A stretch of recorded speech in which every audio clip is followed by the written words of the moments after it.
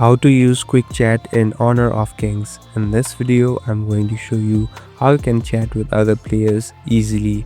First of all, open the application. So as you can see, I'm already inside the game.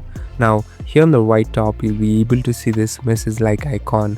Tap on this message icon and here there are different quick chats that are available. So here you can even customize the quick chat and enable the one that you just want to use, and here simply tap on the one that you want to use. So here it will auto translate to other people also, and other players will be able to read it easily.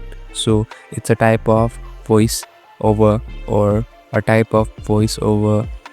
So it is a type of voiceover that it gives in the game. So the players who don't want to talk and just want to communicate through chats can use this feature. Thank you for watching this video. I hope this video will help you.